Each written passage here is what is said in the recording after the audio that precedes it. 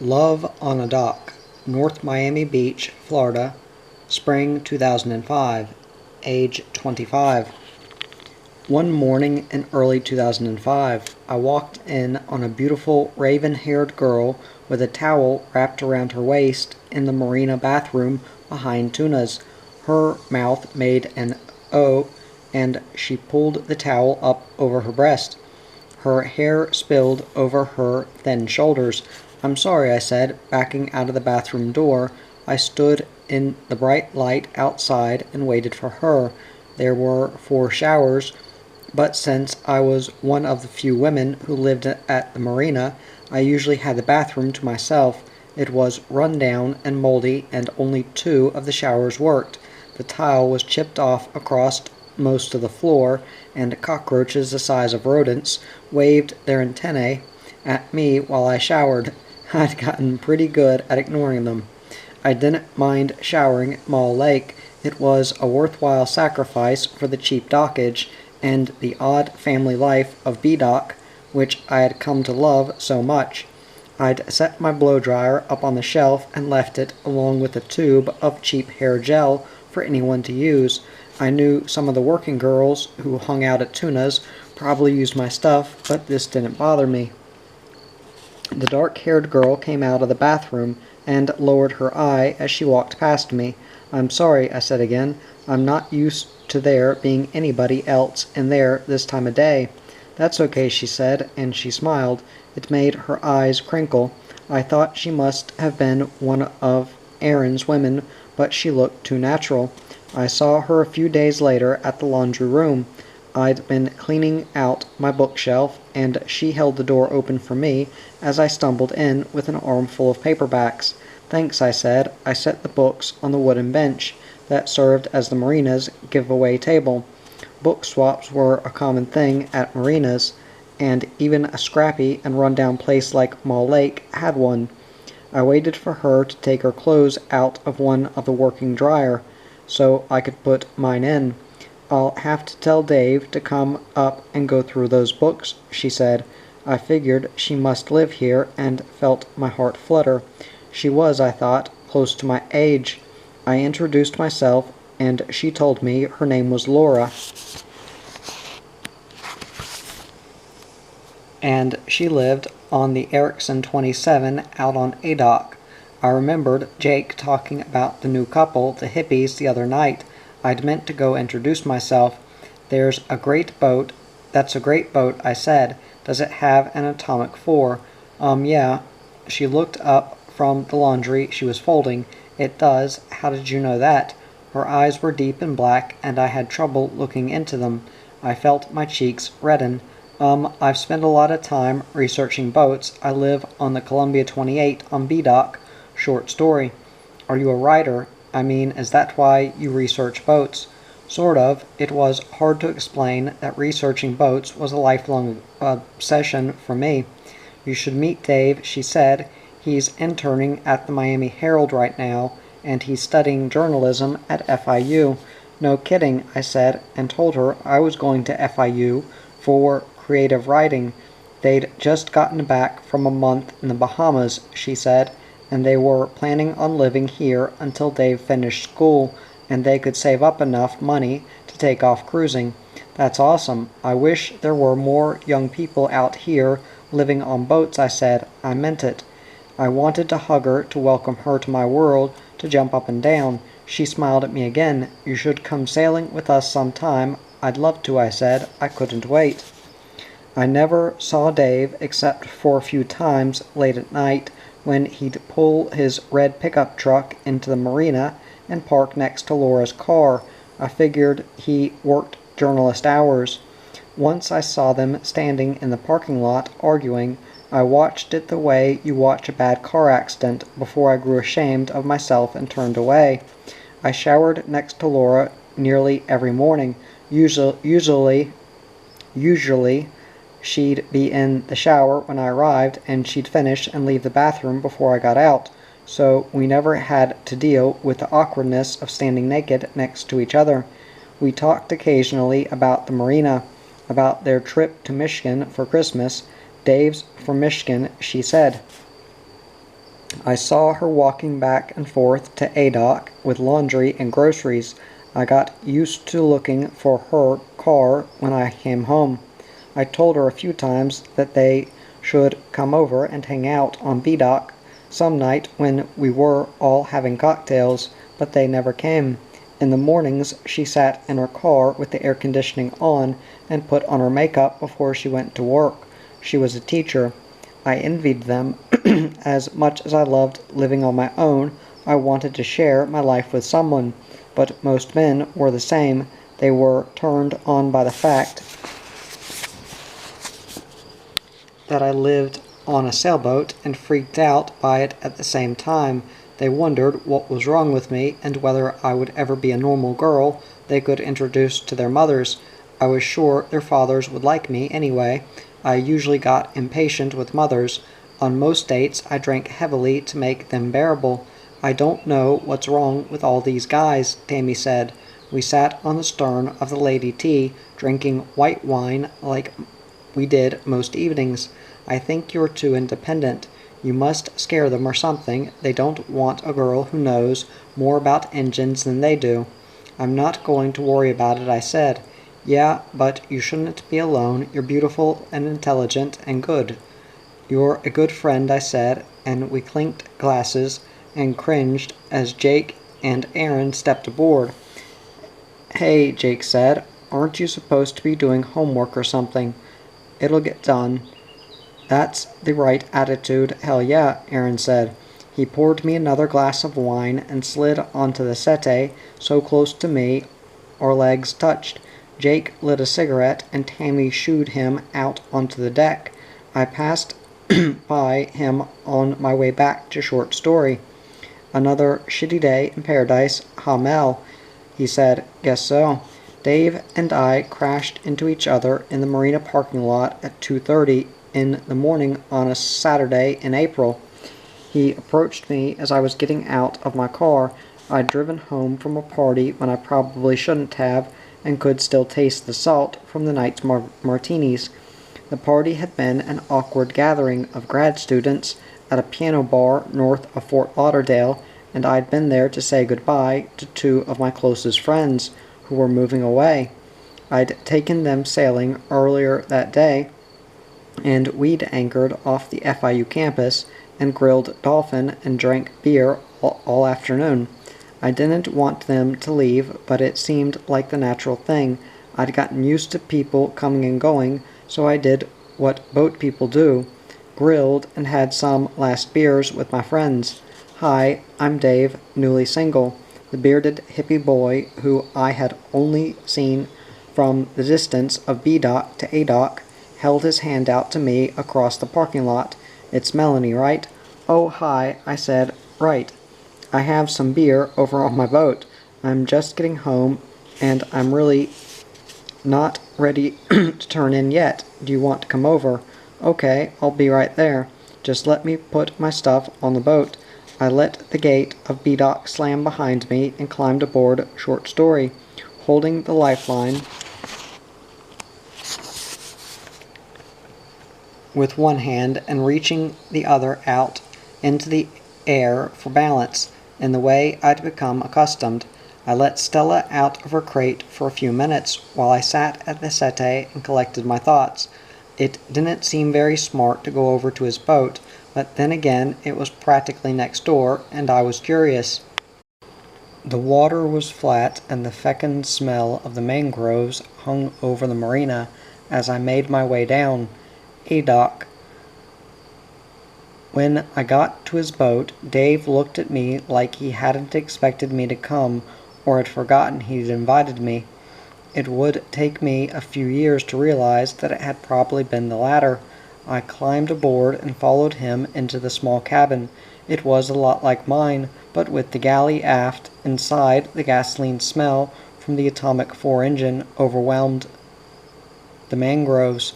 There was something comfortable about it, like it was a smell I'd known all my life. It reminded me of gasoline outboard motors, and of Cole's boat, and of the dozens of small sailboats I'd looked at with Michelle. Dave opened a Guinness for me and I sat next to the small table and tucked my legs underneath, leaning back and fitting into the boat so as to take up as little space as possible. So he said, it's sure a lot easier living on a boat when you're just one person. What happened? Laura moved out a while ago. I thought maybe she had. I hadn't seen her car lately. You've been looking for it? No, but I'm a people watcher. Oh well, it's a big fucking mess, he said. How's that? She just couldn't get used to living on the boat.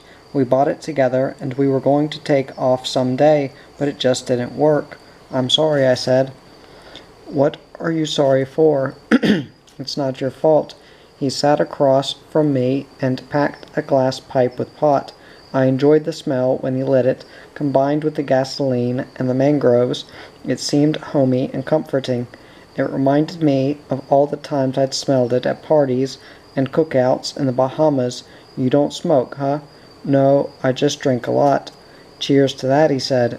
We sat in silence, and I breathed in the smoke as it wafted through the boat's small cabin. A dream catcher hung in the porthole by the V-berth, and a selection of herbal teas sat on the galley counter by the sink. A photo of Laura and Dave standing in the snow was tucked into a magazine rack above the table. I guessed that the tea and the dream catcher were her leftovers. I studied their faces in the photo, her big smile like a moon hanging over the winter scarf, crouched on skis, Dave next to her clowning for the camera. Is that in Michigan? I asked.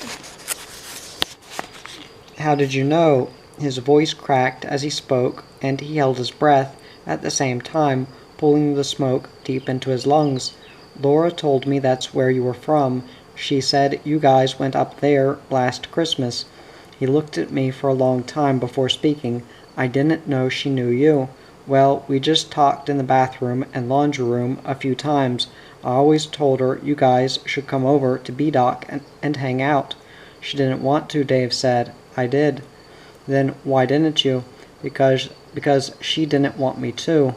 Oh, I left it at that and relaxed even more into the boat's cushions. I wasn't tired even though it was past 3 in the morning. Dave told me about himself and how he'd grown up in the Upper Peninsula of Michigan, sailed on Lake Superior with his parents, traveled to New Zealand as a kid, gone to college for the first time at the University of Michigan, dropped out and drove a taxi around Ann Arbor, worked as a journalist for a small paper in Houghton, Michigan, quit and came down to Key West because he wanted to be where it was warm and to eventually buy a sailboat. He lived in his car in Key West until he had his credit cards paid off and could afford a place. We moved over to my boat when we ran out of beer on his, and we sat inside Short Story's cabin a while. I listened to him talk. You must be a good writer, he said, looking at me over his glasses. Why is that? Because you're a good listener. I guess I just like stories, I said. We put a Grateful Dead CD that I hadn't listened to in years and danced inside the tiny cabin to Uncle John's band. Hitting our elbows against the bulkheads and laughing, we fell asleep later on in the V-berth, fully clothed, just because we didn't feel like breaking off the evening yet. When I woke up, Dave was sitting next to me, reading a Tennessee Williams play he'd pulled from my bookshelf. Arg, she has salt water in her veins, he said, when he saw me move. You're a pretty unique individual, you know that. I fought off sleep and a headache and pieced together the night before. I remembered all of it, from coming home from the party and meeting him in the parking lot to winding up on his boat and then mine. It had been innocent and wholesome, despite the drinking and pot, and he'd slept next to me without trying a thing. I briefly wondered what the rest of B-Dock would think when they saw him get off my boat, but didn't really care. For the rest of the week and the rest of the month, we did everything together. He cooked for me on the alcohol stove on his boat, or showed up at mine with a bottle of wine or a papaya. We drove around Little Haiti and North Miami Beach, exploring the back roads and all the places I'd never been in my 3 years of living there. We slept together without ever touching. I called my sister and told her that my life was different now, but I wasn't sure why. I started my first adult job out of grad school, one with benefits and a salary. On May 5th of 2005, a Blue Water Books and Charts, a nautical bookstore in Fort Lauderdale. My position there was new and undefined.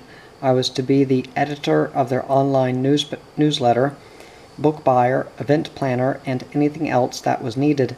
That night, Dave and I celebrated my job by drinking martinis at Tuna's and sleeping together in Short Stories v. Birth. I dropped anchor off the Miami Herald building on Friday night in June. The water was flat, and the lights of the Miami skyline floated both over and under the oily waterline where Biscayne Bay pulled at the grit and limestone that held the city together. The Herald building was low and squat, the big neon blue letters looking oddly like a beer sign in a bar window. The Miami Herald and El Nuevo Herald Short Story was the only boat resting under the letters. I'd come from Mall Lake by myself, navigating the busy ICW and timing the bridges just right. I'd motored the whole way with the Honda four-stroke chugging and spitting and Dave's inflatable dinghy trailing in the wake. The sun set behind the city, and I thought about how much nicer it was to be out on the water than sitting in traffic on I-95, and about how much like home Miami had become. It was one of my many homes. Dave wasn't due to get off work for another 2 hours, so I sat in the cockpit and caught up on a few phone calls. I kept an eye on the Herald building to make sure the anchor wasn't dragging. It had taken me 4 tries to get it set. The last call I made was to Michelle. I hadn't talked to her in a few months, which was normal for us. She was busy running the yacht brokerage and that she and Zach had purchased in California, and I was busy finishing school. Something felt right about talking to her that night, about sitting on my boat and telling her about Dave, about the Miami skyline that she and I had seen from the water so many times when we were growing up, about the way the current pulled Short Story at an awkward angle, causing her to roll gently even though there were no waves. Michelle would be out in Florida in a few weeks, and I made plans to pick her up at the airport. Later, I rode the inflatable into shore to pick up Dave. The outboard worked just fine, but I felt like rowing. The slick water curled around the oars, and a tarpon flashed its silver scales a few feet away. I passed a small homeless camp under the bridge and edged the bow up to the dark rocks underneath the Herald sign. Dave stood hunched under a backpack heavy with books and papers, and he made his way across the rocks to the dinghy. A spotlight swept across his face, and we both turned to see a police chopper hovering over Short Story and fanning the water out in circles. "What do you think they want?" Dave threw the backpack into the dink. "I have no idea. Maybe I'm not supposed to be anchored there." "It makes me kind of uncomfortable," he said. "No kidding. Let's get back out there." I pushed away from the rocks with an oar and rowed towards my boat. The chopper dropped lower, then as fast as it had appeared, swerved around and headed out towards Government Cut and the lights of South Beach. "Weird," I said. We sailed Short Story through the rest of the bridges and hit the open water, past the Rickenbacker Causeway on a beam reach, watching the skyline get smaller behind us. I loved Miami so much more from this vantage point. Night sailing in Biscayne Bay reminded me of those evenings so long ago on Chez Nous, when we sat at anchor and looked at the city lights of Miami, talking about how lucky we were to be heading out across the Gulf Stream in the morning and away from the madness of civilization. Hurricane Wilma, North Miami Beach, Florida, fall 2005, age 25. The wind shook me awake around 3 a.m. It took hold of Short Story's mast and rattled the small sailboat as if it were playing God. I didn't believe in God, but I believed in hurricanes. I rolled onto my side and looked at Dave. He was sweating and floating somewhere between asleep and awake. I'd gone to sleep hours before he had, and I didn't want to disturb him. I knew he was thinking about his boat, which was anchored no more than 200 yards off the marina where we slept aboard mine. Rain came over us in waves, spitting against the deck. Inside the boat was shaped like a cave. We slept in the V-berth. My books lined both sides of the berth. Hemingway, Robert Stone, Elizabeth Bishop. The 3 a.m. light that filtered through the overhead hatch made Dave's skin look pale. Stella the beagle rested her head on Dave's shoulder and gazed at me. Her brown eyes were calm, her body trembled. We'd spent the day getting Short Story and Dreamcatcher, Dave's boat, ready for Hurricane Wilma.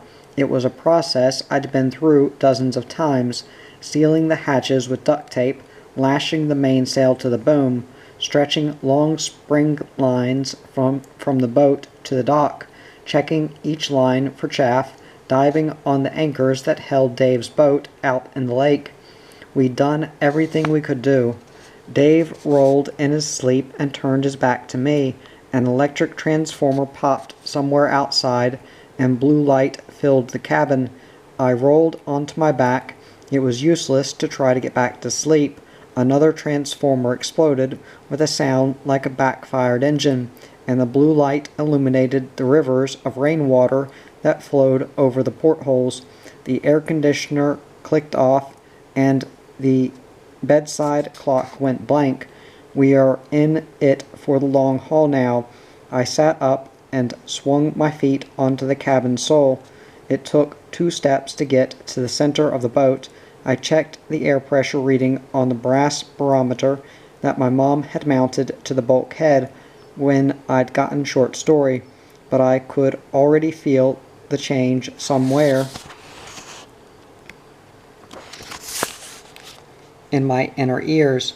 It was a lightness and high-pitched ringing that I could have been imagining, but could have been real too. At a break in the rain, I stood on the settee and slid open the companionway hatch. North Miami Beach and Aventura glowed in the pale green light, an urban jungle under a thick sky descending from the air over the Everglades. Blue lights glowed like flares and faded as electric transformers went out across the city, and condo lights and street lights gave way to darkness. The center of Wilma was still far from us, approaching from the west, and I wondered what the conditions were like across the state in Naples. Hey, Dave stepped onto the settee behind me so he could see out the hatch. Where do you think the center is? Maybe Naples, I said. We stood there until the rain picked up again, watching the blue lights and the darkening sky. East of us, the anchored boats in Mall Lake shivered on the black water and pulled at their anchor chains and lines. A man on a 34 Hunter woke and stepped onto his deck to check his anchor. Another man on a 22 McGregor peered out his companionway at the mangroves and nodded before going back to sleep, certain he was in a safe place and no hurricane could shatter his quiet, solitary world. The people in the low houses between Mall Lake and the Intracoastal Waterway tossed and turned and wondered how their hurricane shutters were holding up. The jagged line of condominiums between the Intracoastal and the Atlantic rose like teeth in the eastern sky, where the sun would have been pushing into the world on any other day. The National Hurricane Center said the center of Hurricane Wilma is now located at 25-1 north and 82-8 west, moving to the northeast near 20 miles per hour. Maximum sustained winds are 120, and minimum central pressure is 954. Stella was wedged in between us on the settee. She had her nose in Dave's armpit and her front paw on my face. The pads of her feet were like sandpaper. I tried to push her away, but she wouldn't budge. "Let her stay," Dave said. "She's scared." By 9 a.m. we stopped trying to get back to sleep. The wind moaned through Short Story's rigging, and the dock lines squeaked as they chafed against her cleats and stretched against the boat's weight. The National Hurricane Center said Wilma is centered over the southern Florida peninsula. Stella tried to bury herself under a blanket, and Dave stretched out and closed his eyes. "Are you okay?" I asked. "I'll be fine." "Are you worried about your boat?" "A little. I just want to go down there and take a look at her," he said. "Don't go outside now." At 10 a.m. I talked to my mother on the phone, and she said the eye should be over us soon. We'd been listening to a news broadcast on a battery-powered FM radio. The newscaster said the eye should be over northeast Miami-Dade County in about 20 minutes. "Good," I said to Dave. "We can go out during the eye and check on your boat and check our lines." We waited, but the eye didn't come. I pushed aside the curtains I'd made from bamboo placemats a few years before and peered out the salon window. One of Short Story's spring lines was hanging by a strand of frayed nylon. Another gust of wind hit us from the southwest, and I fell back onto the settee as the boat heeled over and pulled at all of her lines. We've got a line about to snap," I said. We suited up in yellow foul-weather gear and slid the hatch open. The shrieking sound cut through my skull.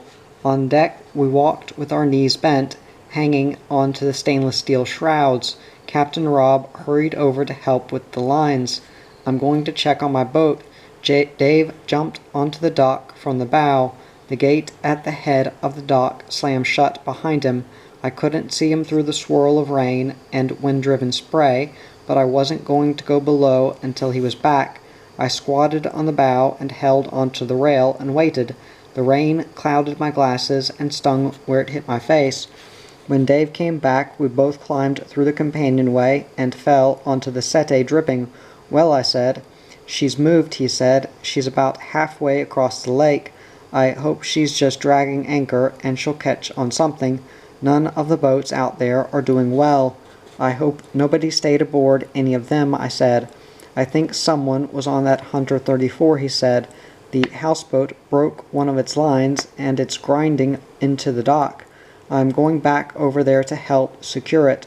The houseboat belonged to Grant and Betty, an eccentric couple in their late 70s who had lived at Mall Lake possibly since before Dave and I were born. It was a large and flimsy piece of fiberglass with a broad hole that caught the winds like a sail. They, along with most of the other liveaboards at the marina, were riding out the storm in a friend's condo. I usually did too, but the storm wasn't supposed to be this bad. Dave's cell phone rang. He looked at the caller ID and hesitated before answering. "No, Grant, don't come down here." Dave paced the boat's narrow cabin like he always did when he was on the phone. "We'll see what we can do." He hung up and looked at me. "Well, Grant thinks someone can jump onto the boat, start the engine, and back her around into the slip again," Dave said. "And that someone is supposed to be you, I guess. Then we're both going." I put Stella in her crate. She howled louder than the wind. We hung onto the fence as we made our way out to a dock. We couldn't see any of the boats anchored in the lake. The air was white with spray, and there was only about 100 yards of visibility. The gate on a dock took both of us leaning against it with our shoulders to budge. We squeezed through, but a gust hit the gate and slammed it back. It hit my right side, and I tried to hold it as it pushed me towards the water. The rain stung my face, and my heart pounded, and then there was no more dock under my feet, and I was in the water, reaching for the dock and the gate and Dave. I went under, and everything was still and quiet. I opened my eyes. The waves on the surface were inverted and bumpy, and brown light filtered down from them. The piece underneath the water was eerie compared to the madness of the storm above, and for a moment I wanted to stay there. I held my breath until I couldn't any more, then moved my arms and kicked and reached for the surface. I came up right next to the dock. The wind and waves pushed me away, and I wondered what would happen if I couldn't grab something. Dave was on his stomach reaching for me, and I grabbed his arm with one hand and the dock with another. His glasses were crooked, and water ran down his face and through the coarse hair on his chin. For a second I thought I would just stay there until the storm was over. He pulled me out, but there was no time to think about what was happening. "God," he said, "are you okay? Don't do that." I didn't mean to. At the end of a dock, a man wearing a flannel shirt stood with his back to the wind. He looked at us and then stared out at the lake. Somehow I was ashamed that he saw me go into the water. When we got down to where he stood, he spoke through the wind. "Have you all seen that Hunter 34, the one that was next to your boat?" "Not since yesterday," Dave said. My brother stayed aboard. The wind took the rest of his words out of his mouth and across the lake before I could hear them. We didn't know him very well, even though he'd been living on a dock for almost a year. His boat stayed in the slip next to where Dave's used to be before we moved it out to the anchorage. The man in the flannel followed us to the houseboat, where another man tried to pull in one of the lines, but the boat was too big and the four of us couldn't budge it. A jagged hole gaped at the waterline where the fiberglass was rubbing against the concrete pier. Grant had said he wanted someone to jump aboard and start the engine, but the only place to board the boat was from the concrete finger pier, which had been crumbling under our feet. The big houseboat was going to sink. Back at Short Story, another line was about to chafe through. We removed one of the spring lines to replace it. We were down to the last line. Dave's phone rang as soon as we were back aboard. "Grant, nobody can get aboard her now," Dave paced. "It's not safe. Sure, you can come down here, but you're not going to be able to do anything. Do you really want to be on the road right now?" I peered through the windows at the line we'd just replaced, praying under my breath that it wouldn't break. Someone called him and told him his boat was holed, Dave said as soon as he got off the phone. "And he's coming down here. He thinks he's going to get on the boat and set everything straight. He's going to kill himself. That's why I need to help so he doesn't." "Did he ask you to help?" "Yes." There was nothing I could do but hope that Grant didn't show up. I knew that Dave was going to help him no matter what I said. Dave wasn't as cautious as me. The storm should have been letting up by now, but it didn't seem like it had lost any strength. The eye had never come. We learned later that it had passed just north of us. We sat on the settee, and I thought about the serene brown light underneath the lake. A pair of headlights flashed in the parking lot next to Short Story, sweeping through the windows and blinking off. "Shit," I said. A horn blared intermittent against the shrieking wind. Dave's phone rang again. I looked out the porthole and saw Grant climbing out of his white Escalade, white hair plastered to his head. He wasn't wearing foul-weather gear, and his shirt clung to his skinny body. He opened the gate to B-Dock, and I couldn't see him out the porthole anymore because he was standing on the finger pier next to my boat, calling for Dave. Dave climbed out of the companionway, and I followed. I didn't go all the way, just enough so that I knew Grant could see me and hear me. I started yelling, "Grant, you're a fucking idiot. There's nothing you can do right now. Go home and wait until the storm's over." I couldn't believe I was standing on my boat in the middle of a hurricane, yelling at a man old enough to be my grandfather, but I kept yelling until my voice cracked. "You're going to kill yourself and kill everyone else along with you. Get the hell out of here and go back to the condo." I yelled until Dave kissed me on the cheek, and he and Grant disappeared, though, through the spray to A-Dock.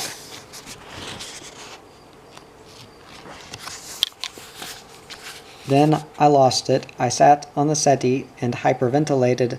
I tried to slow my breathing, but the boat rolled with a gust, and I imagined the rest of the line snapping, and Short Story slamming into the concrete seawall. I thought about how thin the hole really was, and how much time it would take for the concrete to rub through the fiberglass. My dad and I had drilled through it with a hole saw once to install a through-hole fitting, and we'd both been surprised to find that it was maybe half an inch thick. I picked up my cell and called my mom. I knew I shouldn't. I didn't want my parents to know how scared I was. I didn't want anybody to know. I hadn't even told Dave. I was the one who was supposed to be strong, who had my captain's license at 18, who had spent my whole life on boats.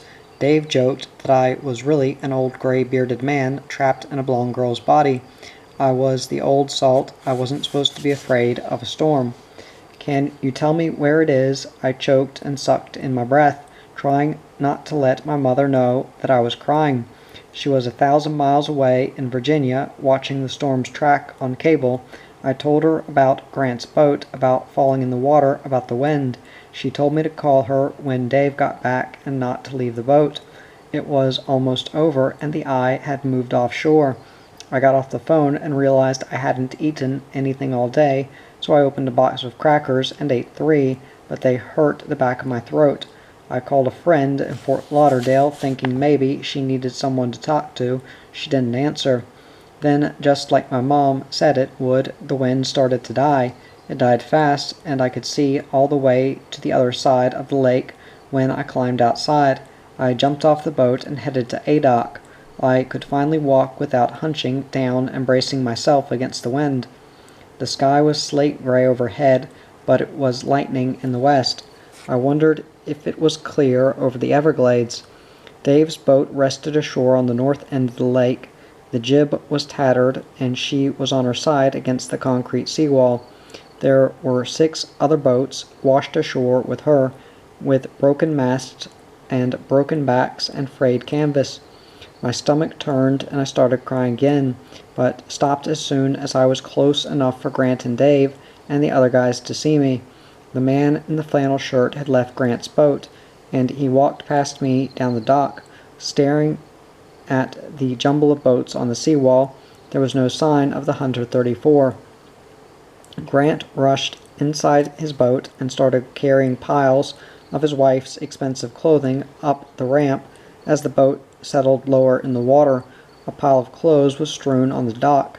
Dave jumped into Grant's inflatable dinghy and tried to get a line to one of the outside pilings. The boat was sinking faster every second, and Grant was still inside. "What the hell is he doing?" My voice cracked, and I remembered yelling at Grant. I felt bad about it, but I was still angry, and now he was inside his own sinking boat, trying to rescue his wife's shoes. The water was halfway up the big windows. "Grant, get out of there." Dave reached for the line that held the dinghy to the sinking boat and slashed at it with a pocket knife. The water was almost above the windows, and Grant was still inside. His wife and daughter came down to the dock, sprinting hand in hand. Finally, Grant came out of the aft cabin. The water was up to his chest as he waded toward the bow. His daughter and I reached down and pulled him up onto the dock as his boat lurched and settled on the bottom of Mall Lake. Grant opened his mouth to say something, but nothing came out. Dave and I carried Grant's belongings down the dock. I wanted to tell Grant I was sorry, but I couldn't look him in the eye. Not yet. I was sorry about his boat. I wasn't sorry I yelled at him. An hour later, the wind was still blowing about 35 miles per hour, and the cold air from the front that had steered Wilma to us was moving in. Mall Lake sparkled and the sky was sapphire. Dave and I drove over to Point East, the condo development where his boat had washed ashore. We took his truck so we'd be able to go through puddles and newly formed potholes in the road. All the lights on Biscayne Boulevard were down, and a few cars crept through intersections. Branches and trees looked like they'd been twisted off by 1,000 tornadoes, and trash and roofing tile littered the road. We parked a little way down from the boat and walked through the community's previously manicured lawn, stepping over twisted aluminum and broken glass. We both wore boots. People trickled out of the buildings, walked down to the water, and stared at the boats. I recognized most of the boats from the anchorage. They sat in odd positions on the seawall. Most of the boats had been cared for and loved. Few were derelicts. Wilma seemed to have left the derelicts in the lake and moved the nicer boats ashore. A woman wearing too much makeup for right after a hurricane craned her neck at Dave's boat, and I wanted to slap her. I didn't know what had gotten into me, first yelling at Grant and then feeling violent towards this woman who I didn't even know. All I wanted to do now was survive and move on. Niceties were insignificant.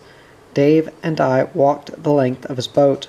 There was a hole in the bow just under the waterline, about a foot long, running up the stern. "She's a tough boat," I said. It took a lot to hull her. Dave didn't say anything. He felt the rudder to see whether the post was bent. It wouldn't budge. The forward hatch, which was bolted down, had been ripped off. He climbed aboard and began to flake the loose mainsail. "I just want to keep it from getting any worse," he said. I stood on shore because I didn't know how stable the boat was, and I didn't want it to move or slide back into the water. Dave carefully folded the sail over onto itself, an act of routine maintenance that seemed odd and somehow right. While Dave was inside the cabin, the flannel-shirted man from A-Dock appeared on the seawall. He walked fast, pushing past the onlookers the same way we had. There was something feral in his eyes. He walked straight to me as if we were the only other people alive at the Point East condos, and shook his head at the boat, but didn't say anything about it. He touched the hole in the bow. "Any sign of your brother?" Dave came out of the companionway holding a stack of books. "No," the man said. "Are there more boats down there?" He pointed to the northeast and to the lake, where a canal flowed out to the intercoastal. "We haven't been down that far yet," I said. "Okay, I'm going to keep going until I find him," he said. He wrapped the shirt around his chest as if he felt a chill that nobody else could feel. "I'm sorry, man," he said to Dave as he patted the hull. "Can we help you look?" Dave said. "No, take care of your own boat right now," he said. "Maybe later when you're done." He continued east, walking with his head down, scanning the murky water along the edge of Mall Lake. We stayed at Dave's boat for about an hour. He called Boat US to file an insurance claim.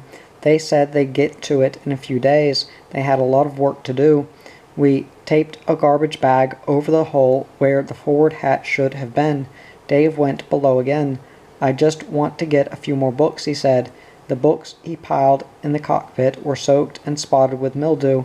While he was below, a van marked "Police Divers" drove past us through the condos. For half a second I wondered whether the van had anything to do with the missing man from the Hunter. We carried a few things to the truck, not sure what to take and what to leave on the boat for the insurance people. In the end, we took the VHF radio, an expensive pair of binoculars, and the books. "Are you sure you want these? I have most of them on my boat." I said, my arms full of wet Faulkner and Tennessee Williams, when we'd met. Dave had been reading Cat on a Hot Tin Roof, and he'd walked around the marina barefoot with the book sticking out the pocket of his cut-off shorts. I'd known right away that he was going to play a significant role in my life. "I can't get rid of books," he said. "I'm not as unattached to my stuff as you are." Dave was right. The only things I'd ever really been attached to were boats. That evening the marina filled up again. People had been arriving all afternoon, gazing around in shock at the damage before picking through the crumbled concrete and garbage to their own vessels, where they combed the decks for damage. The air was crisp, and a small group of liveaboards gathered at the foot of B Dock in front of Short Story. Dave and I turned down glasses of wine because we couldn't drink as fast as it was being offered. As the sun set over the Everglades, the silhouettes of trees in West Greynold's Park, where the gay underground and the homeless wandered, the mangroves, and coexisted on any normal day, stretched into the orange sky. Usually the trees were gray and washed out by street lights, but now they were black and skeletal. Halloween was only a week away, and they looked well suited. The marina still had water pressure, so I headed up to the marina showers. I carried a heavy flashlight with me so I could see in the dark while I let the cold water run over my body and wash away the salt and sweat of Hurricane Wilma. In the beam of my flashlight, the bathroom took on an eerie glow. It was all concrete and mildew, with broken tile and palmetto bugs that seemed unnaturally large, haunting the corners and drains.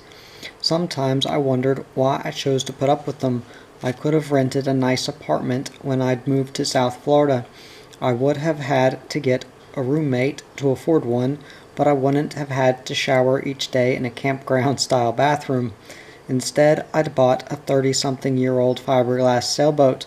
I'd chosen to live aboard during grad school because it seemed like the natural thing for me to do.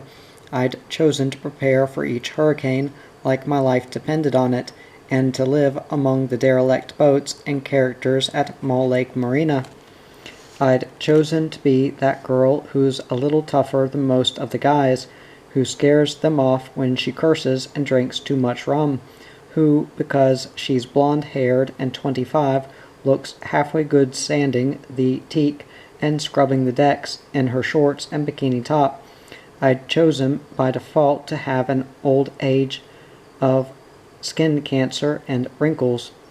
I dressed in a hurry and switched off my flashlight as I pushed open the bathroom door and headed back into moonlit Miami. Dave and the man in the flannel shirt stood in a tight circle near the marina entrance, talking to a woman I didn't recognize. Dave broke away from the two who huddled over something in the woman's hand and walked to B-Dock with me. "What's going on?" I opened the gate and my mind flashed to the gate on a dock, slamming into me in the middle of the storm and knocking me overboard. "That woman lives at the Point East condos," David said. "She had pictures of the guy's brother, his hunters broken into pieces over there, and he washed up naked on the seawall. She saw a body and snapped a bunch of pictures. I guess maybe that makes it seem less real, like CSI or something." Dave just looked at me. "The police divers showed up pretty fast," he said.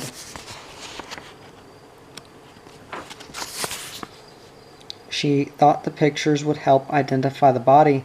Did you see them?" I glanced over at Short Story, where the soft glow of 12-volt lighted illuminated the portholes. The power was out in the rest of South Florida, but we had light around my boat. Yay. We sat on the dock for a while later that night, drinking more wine with our neighbors, huddled in sweatshirts and jeans. The air had turned cold, and the night was perfect and dark. All around, where North Miami Beach and Aventura and Sunny Isles were usually lit, darkness blanketed us. I hadn't seen stars in Miami until that night.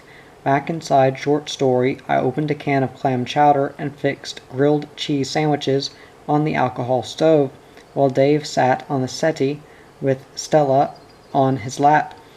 Light from 2 candles played across the cabin. I was ready to eat dinner and go to sleep for a week. Stella eyed the food on the galley counter. "That's a comforting smell," Dave said. "What, Stella's breath?" He laughed. "No, stove alcohol. We can cook, and all those people living in condos and apartments can't right now." We both knew that the power could be out for weeks. Short Story's batteries wouldn't last that long, but one of our neighbors had a generator, and we could plug the battery charger into his boat, so we'd be able to run the 12-volt refrigerator and the lights.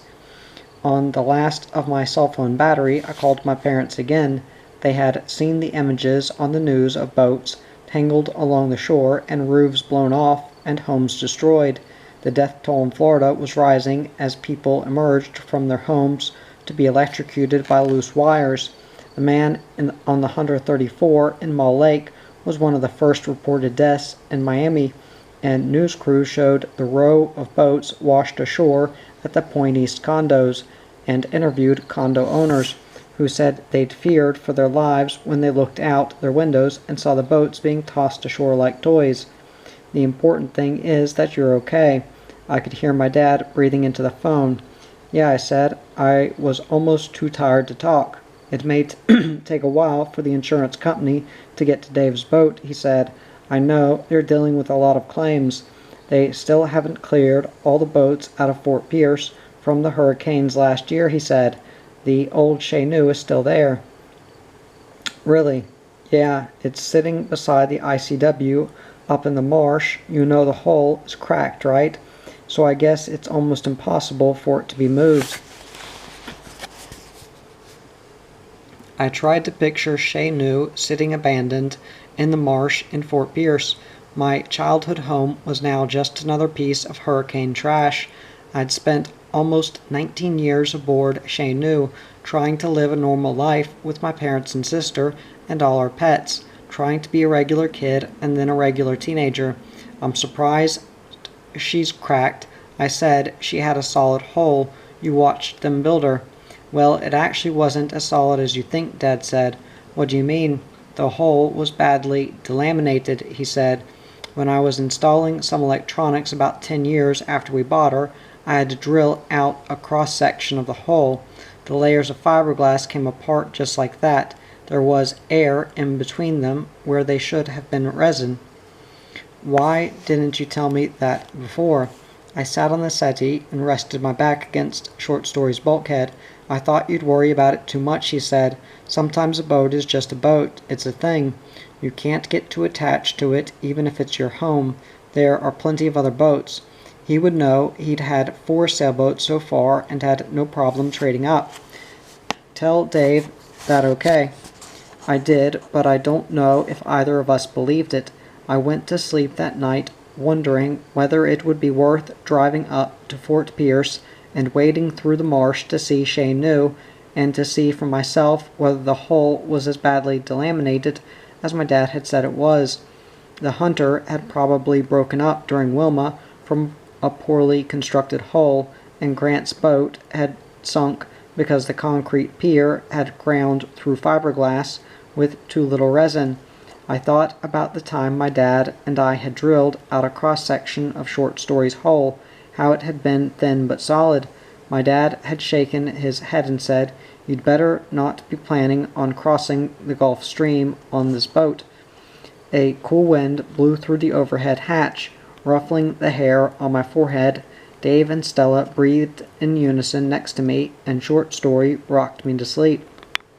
Hurricane Trash, Fort Pierce, Florida, fall of 2005, age 25. A month later, I found myself back in Fort Pierce. This time, I'd traveled to Stuart for work, and Fort Pierce was only a few miles away. I couldn't find Chenoo at first. I parked just north of Port Petroleum and walked across a sand lot to the edge of a deserted quarry before I saw her, sitting in a yard on the other side. I backtracked to my car and drove around and into the yard. Her back was broken. Before, the damage had just been cosmetic. A little fiberglass work would have fixed her. Now there was a jagged tear down the starboard side, and I could look through it into the galley. The streams of rust looked like blood, and the old eyelashes that my mom and my sister and I had painted over the running lights made her look human. 2 guys from the yard came over in a rusty pickup truck and looked at me. They didn't say anything, just parked and stared. After all, there were no trespassing signs posted all over the place. I used to live on this boat, I said. I lived on it for 19 years. I just wanted to come over and see it. Oh, said the guy behind the wheel. He scratched his head under his baseball cap and looked at the boat, then back at me. I guess that's pretty hard for you, sort of, I said. Well, you don't want to go on board. He made it sound like seeing what was inside the boat would be too difficult, but I knew what he meant. He meant that it wasn't safe, and that if he saw me try to climb on board, he'd come over and chase me off. Fair enough, I thought. It was his boatyard, and I was trespassing. They drove away, leaving a cloud of dust that settled in my eyes. I walked around to the stern of Chez Nous and looked for a way to climb on board. The boarding ladder was hanging crooked, attached with one bolt where there should have been four, and I didn't see any other way to board. Searching the yard for a ladder would have been too obvious. I wanted to go inside to see what she looked like at 26 years old, sunk and broken. I wanted to take something with me, a token of a life and a boat that I'd left at 19. I grabbed the ladder and hoisted my leg up, but 3 years of practicing yoga hadn't made me flexible enough to climb on board. I circled around to the bow and saw the guys in the pickup truck watching me. The gash in the bow showed where she had been driven into one of the barges that she'd been moored with. The fiberglass was thick here, probably the thickest part of the hull, and the most susceptible to storm damage. Dave's Erickson had been holed in the same place in Wilma, right at the stern, a place where patches were almost impossible. I pried a piece of fiberglass loose from the dry laminate and stuffed it into my pocket. It wasn't much, but it was a tiny bit of Chez Nous, enough to satisfy me. I knew that I'd probably forget I had it in a few days, that it would probably come out of my pocket in the laundry or sit in my car for months, but that didn't matter. Maybe the reason I don't attach myself to material things is because I can keep them alive by writing about them. I hardly ever take pictures because I trust my mind to remember the details, but this is naive, isn't it? My memory isn't always going to be good.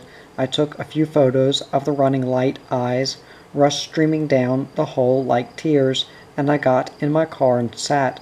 Around me, the industrial wasteland of Fort Pierce spread and crumbled into the marsh, and I thought about how this was the place of my first big heartbreak, the time I felt the need to run away from my family after my dad had told me that my life would never amount to anything because I had thrown away my virginity, and about how Michelle had come to rescue me only for the two of us to be hounded by the Jehovah's Witness all the way out of town.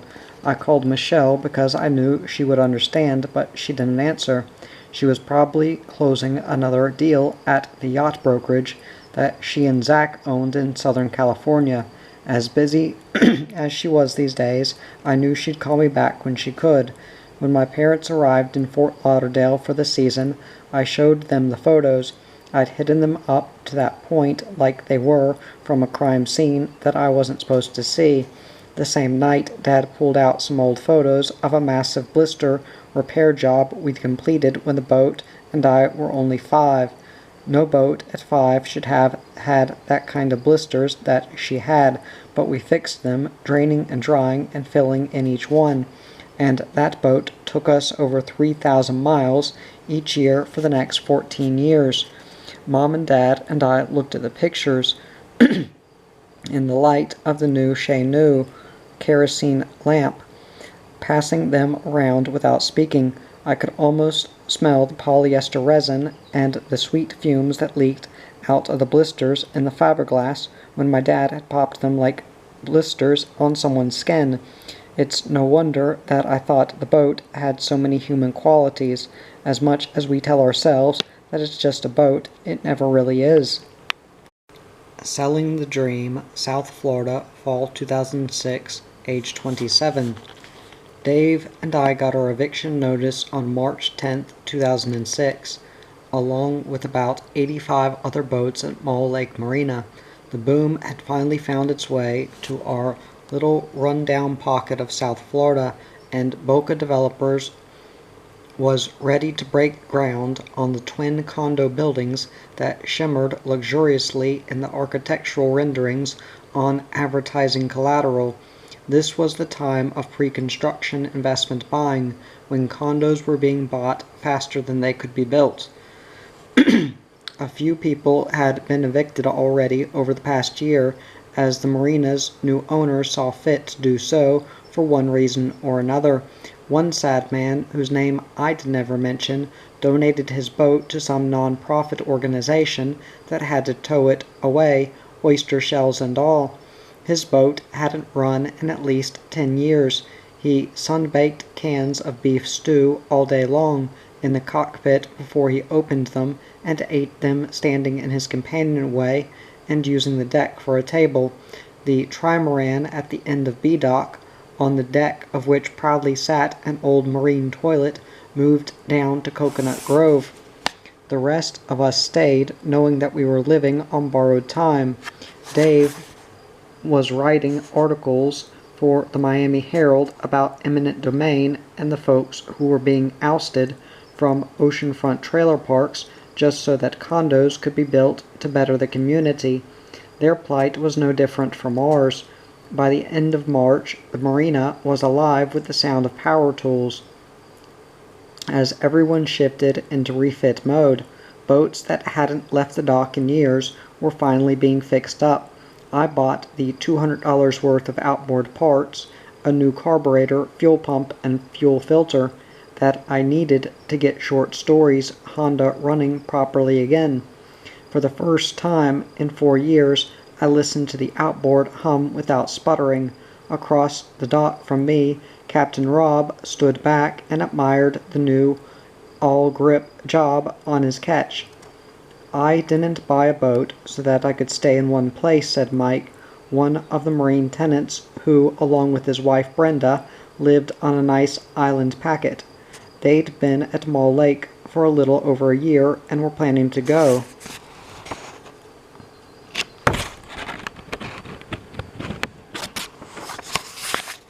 To the Bahamas before coming back to the States to replenish the cruising fund for another adventure.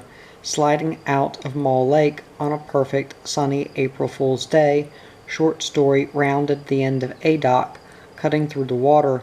There were no crowds waving us off, and even though I'd arrived at the marina almost 4 years ago, leaving felt easy. Dave and I were bound for a nicer marina on the Dania Cut-Off Canal, and home was right under our feet, a 28-foot classic sailboat happy to be on the move. The marina in Dania was in a nice residential neighborhood behind the Jai Allee, right across the canal from where small island freighters emptied their cargo and sought repairs on the jungle-like southern edge of Port Everglades.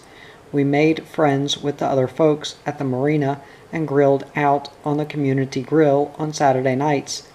Dave befriended a homeless man named Billy who sold Haitian mangoes and other stuff out of an old pickup truck, and we spent weekends on Dania Beach basking in the sun and listening to Billy talk about the price of mangoes and his time in the Florida Department of Corrections. Billy used the marina showers, which was how he and Dave had met, and he hung out with a rough group of guys who ran crab traps offshore.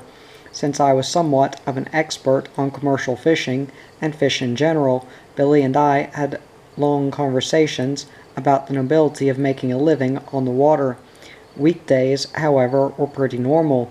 I shared my small office at Blue Water Books and Charts with a tattooed chick who scared the crap out of me for my first 2 months on the job before becoming one of those unexpected best friends.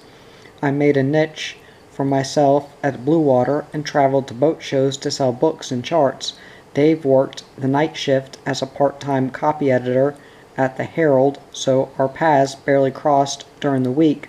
The boat would roll to its side in a violent way at 3 or 4 in the morning when he came home, and I would wake up for a minute or two and then try to go back to sleep as he sat at the dinette and pounded the keyboard on his laptop. Living on a boat in South Florida was becoming increasingly more expensive. The high value of waterfront property was driving slip rent up, and in Dania, I was paying nearly 4 times what I had originally paid on monthly dockage at Mall Lake in 2002. The hurricanes in 2004 and 5 had caused many insurance companies to drop vessel policies in Florida, and Short Stories insurance was now triple what it had been. Life also was more expensive. I had student loans to pay back and credit card debt, all of which had been the end result of not working enough during grad school. My job came with an office and health insurance, but I was starting to think about things like starting a retirement fund and getting ahead. At 26, it hit me that I hadn't chosen a career in which I would suddenly earn lots of money. Maybe I wasn't ever going to find a way to support myself from the boat while cruising. Life as I had known it was over. I took on the challenge of selling short story the way I do every challenge. I sat down at the computer one day and asked myself what I could do to make it happen. I wrote a flowery description of the boat and posted it along with some photos that made the interior look larger than it actually was on Craigslist. I priced it at market value, which was slightly less than what my parents had paid for it in 2002. I started getting phone calls right away, but none of them were serious. I went to bed early on a Sunday night at the beginning of December, and at 10 the phone rang. I didn't recognize the number. Hello? I propped myself up on the pillow so that I could get a better reception. Are you the person selling the sailboat? A gruff male voice was on the other end. He sounded like he may have had a cigarette in his mouth. Yes, I said, trying to wake myself up enough to go into selling mode. My girlfriend and I want to buy it, he said. I'm okay. Would you like to come take a look at it? We've already seen it. We were down at the marina today and saw it. If it looks anything on the inside like it looks on the outside, then I'm sure it is great shape. Well, I would be happy to show you the inside. I work tomorrow but get off at 5. Listen, we are staying in a weekly rental on Dania Beach. We just moved down from Rhode Island, and we'd really like to be able to move aboard at the beginning of next week, so we don't have to pay for another week here. He coughed, and just as I was starting to wonder why he was in such a hurry, he said, I can give you cash, half tomorrow evening, and the rest on Friday, if that gives you enough time to move out. Okay, that sounds good. My head spun, and my mouth felt dry. Can we meet you there tomorrow night at 5:30? Sure, I'll work up a contract tomorrow. We ended the call, and I wondered what the hell had just happened. This wasn't supposed to be so easy. Most buyers would have asked for a survey and a sea trial and would have negotiated on the price, but cash was cash, and South Florida was the land of transients who came down from the north loaded with it. I called Dave, who had moved off the boat into an efficiency in North Miami. I had asked him to leave after an outburst that was just on the wrong side of violent. We were in that awkward, not broken up, but not really together phase. I think I just sold the boat, I said. What the fuck? I could hear him in the background throwing something against the wall of his efficiency, which I had never seen. Yeah, they're coming tomorrow with cash. Can you be here? He stopped throwing whatever it was. Sure. I tried to sleep. Stella curled up against my side. I listened to the water rippling against the hull and the pecking sound of the tiny shrimp and fish that fed on algae. I thought about the boxfish at Mall Lake that had kept me awake on that night shortly after my arrival, and about how much like home Mall Lake had felt. This boat had been my home for almost 5 years, and as long as I was alone, it was all the home I needed. But it wasn't big enough for Dave and me. We would learn later that no space was big enough for us, and it didn't make sense economically for me to stay aboard. It was really time to be an adult and make big girl decisions. The couple from Rhode Island was waiting on the dock for me when I got home the next night. The man was tall and wore a cowboy hat, and the woman was a perky and cute blonde who looked about my age. We shook hands and they climbed aboard, eager to see inside. I sat in the cockpit and listened to them exclaim over the 2-burner stove and the spacious berth and the refurbished head. I knew after listening to them speak quietly to each other that they were going to stick with their decision. Dave arrived as the couple and I were signing an as-is purchase agreement that I had drafted while at work that day. He sat on the dock and watched as they handed me the $2,500 deposit in cash, and we laughed and shook hands again. They hugged each other and held on to each other's waist as they walked to their car to leave. Dave and I found ourselves at a waterfront bar in Fort Lauderdale. Even with all that cash in my pocket, I couldn't bring myself to go crazy at one of the high-end restaurants on Los Olas Boulevard. Slumming it with a cheap carafe of white wine and fried seafood felt much more comfortable. Come to think of it, slumming it had always felt more comfortable than the frantic social climbing and quest for material success that my peers seemed to embrace. I was plenty driven but didn't care for designer handbags or expensive shoes or top-shelf vodka. I was just as happy drinking boxed wine in the cockpit of my old sailboat as I would have been sipping a $20 martini at a flashy nightclub. In a few days, sitting in the cockpit of my sailboat wasn't going to be an option. Panic was starting to swell in my chest and throat, and I stared across the table at Dave and poured myself more wine and twisted my napkin around between my fingers. "What are you going to do?" Dave wiped his hands on his shorts underneath the table and slouched over a beer. "Find an apartment, I guess." "In 4 days?" "Guess so." And by the end of the night, it was decided that Dave and I would find an apartment and move back in together and give things one more shot before parting ways for good in a year. With 4 days to look, and at the height of tourist season, we found a furnished monthly rental in Hollywood, Florida. It was an old and musty triplex, less than a block east of US 1, just in from a busy walk-in clinic and a tax preparer's office. The small kitchen had a jalousie door that opened into a swath of bougainvilleas, and the rooms were cooled by 2 window unit air conditioners. Bad hotel artwork hung on the walls, and the queen bed sagged in the middle, but it was big and had a bathtub and room to spread out. There was no dishwasher or washer and dryer, but there was enough closet space so that everything that I had kept aboard Short Story, all my earthly belongings, could easily be stashed away and out of sight. Only the things I needed for my day-to-day life would be left out in the open in this new place. The buyers met me on Friday night, as planned, at the marina in Dania. The man carried the rest of the $5,000 cash in an envelope in one hand and a brown bag containing a bottle of cheap vodka and plastic cups in the other. He, his girlfriend, and I sat together at Short Story's dinette and signed all the appropriate paperwork to make the boat theirs. He poured small portions of the vodka into the plastic cups, and we toasted to their new boat and sat in silence. I leaned back for a moment and looked around the boat. All my things were gone, the brass lamp and the books and a few framed photos, and my old boxes of letters and magazines and souvenirs from my life had been moved to the Hollywood apartment earlier that day. I could easily have been lulled into believing that this was like any other evening, and that I was sitting inside my boat drinking with new friends and sharing stories in the non-judgmental way that most boaters did when they first met. Their stares jarred me out of my calm.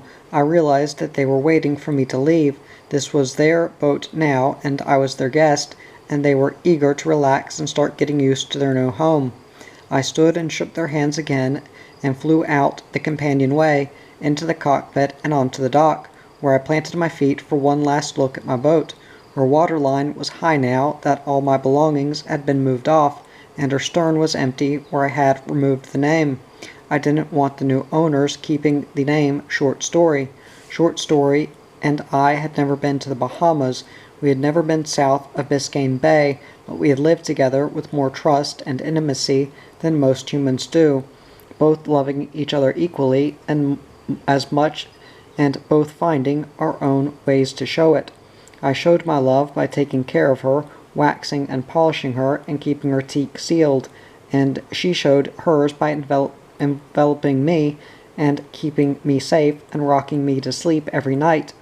I wondered if I had made a terrible mistake by letting her go, but my feet moved me forward to my car, and I put my head down and kept moving. There was no turning back. This was life, and I was an adult, and if my childhood dreams didn't fit any longer with my adult reality, then what could I do but move forward?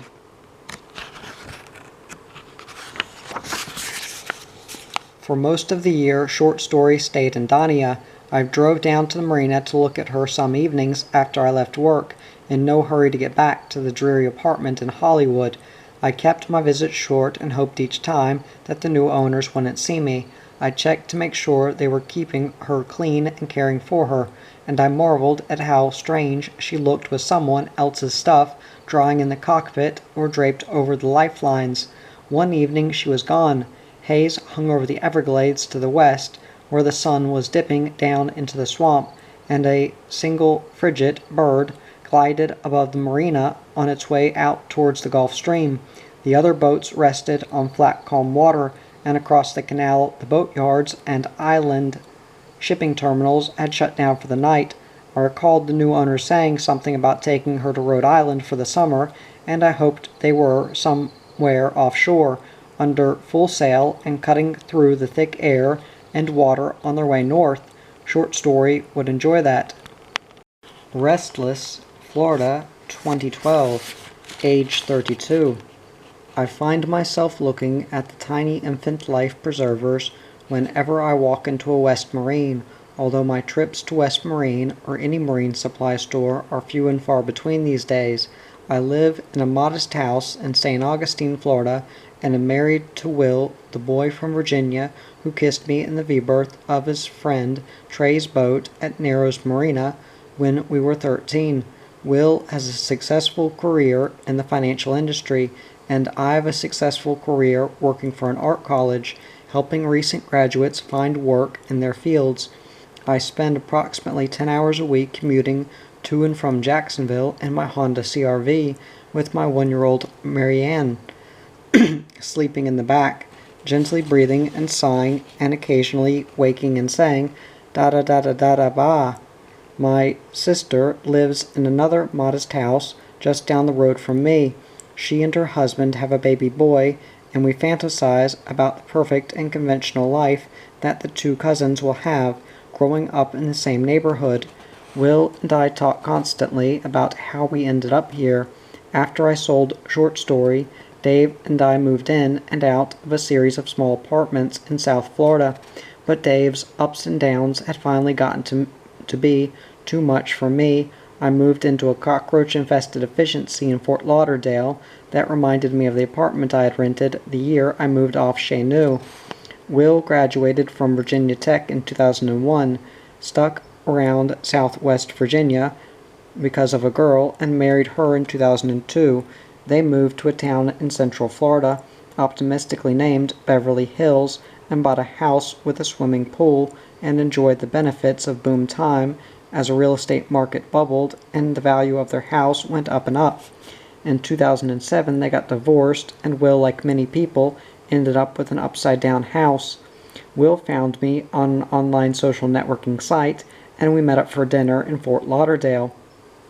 In 2008, we were married in Deltaville, Virginia, a small town at the mouth of the Rappahannock River and very close to Narrows Marina.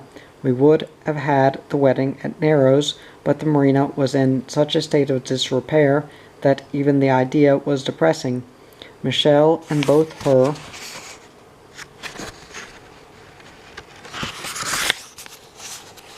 parents were there, and Tim surprised us by driving down from the Annapolis Boat Show for the occasion. My favorite professor, Dan Wakefield, flew up from Miami, and my dad fought back a tear as he walked me down the dock from the new Chez Nous to the chairs and friends and future that we were set up on the grass in front of the small marina clubhouse. As cliché as it sounds, the wedding was perfect, and the marriage, as cliché as it sounds, is perfect too. It is a healthy marriage with its small fights and big ones, but it is still perfect. Will and I bought a trailable sailboat right after we got married.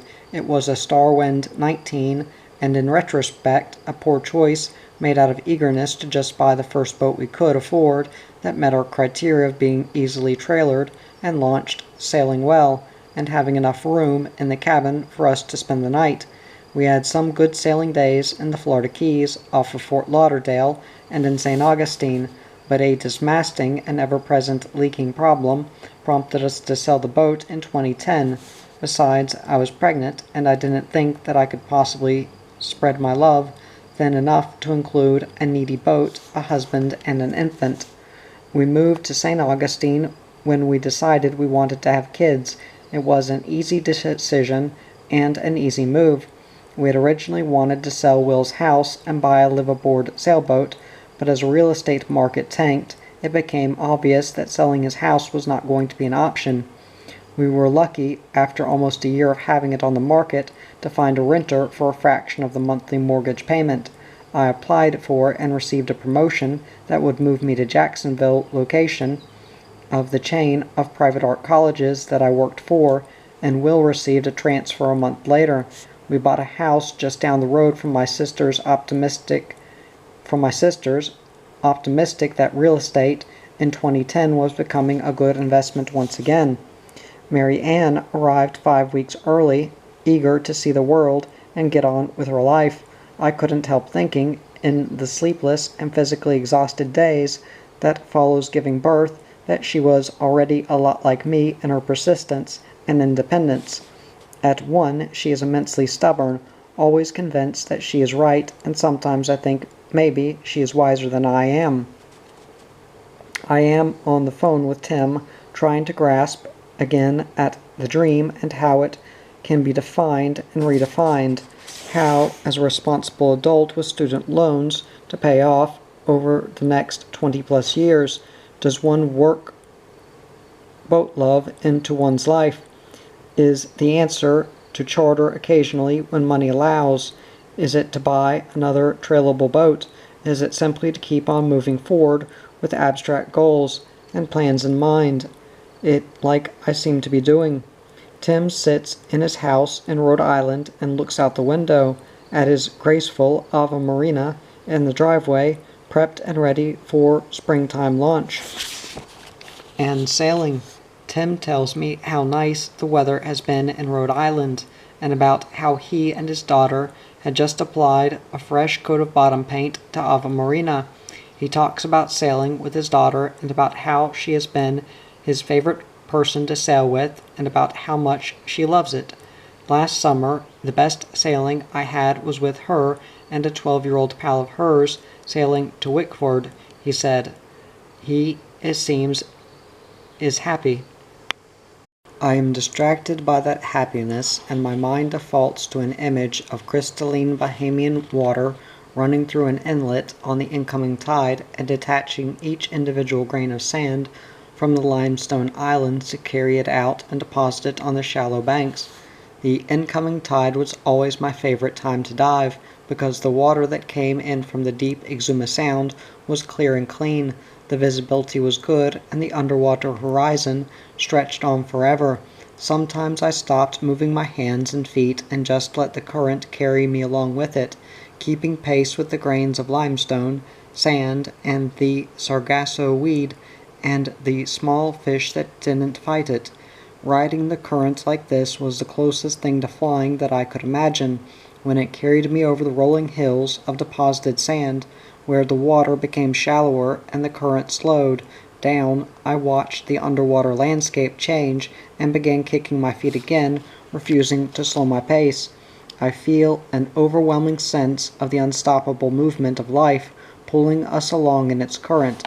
I talk about my job and the book I'm finally finishing, this book, and how it makes me want to live aboard again. You and I chose passion careers, Tim said. We chose the types of jobs that we weren't going to make a lot of money at, and that weren't necessarily going to fund living at sea. Is it that simple? I look around my office at my framed degree and my institutional furniture and at the photos of Will and Mary Ann. Maybe, Tim says, I wanted to be a writer too. I had the dream of living on a boat, but the dream of being a writer was just as strong.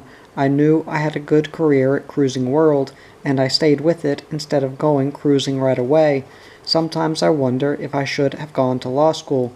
I say, worked my ass off like my dad did, made money while I was young. You would have ended up writing anyway. Maybe, I let Tim's familiar voice fill my head, and it reminds me, like it always has, who I am. I'm a writer just as much as I am a boat girl, and I am a parent and a wife and a friend. I feel guilty because I realize that Tim has given me more in this conversation than I've given him.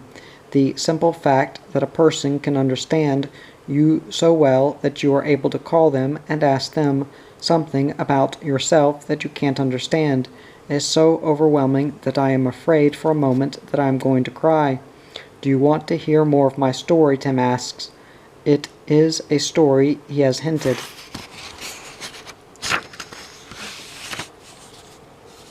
At and shared with me in pieces whenever I cared to think less about my own dramas and more about someone else's. It is about what he was going through when he and I first met, and about the life aboard a boat that he intended to have, but as of yet has not. I want desperately to hear it, but I am so caught up in the retelling of my own story that I don't listen to him as well as I should. I regret this the instant our time is up, and the empty dial tone is ringing in my ears. In the background of my relationship with Tim are the questions that I asked him the first day we met. I want to know how you felt about growing up aboard. I had told him. I mean, how do you feel about it now that it's over and you're living ashore? I wanted to keep doing it, he said. I didn't want to go to college or move ashore. Then why did you?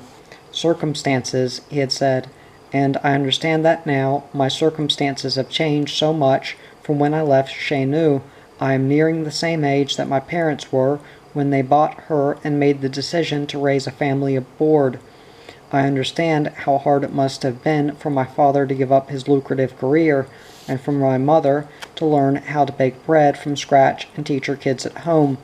When people ask me now how I feel about having grown up aboard a boat, I tell them that I am happy and thankful that my parents were able to raise my sister and me the way they did.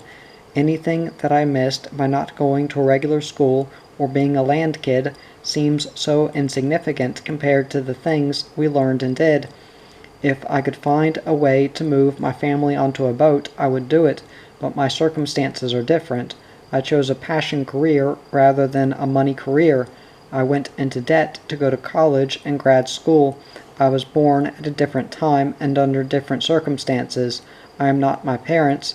They don't have the same opportunities that I have now, and I don't have the same ones that they did then.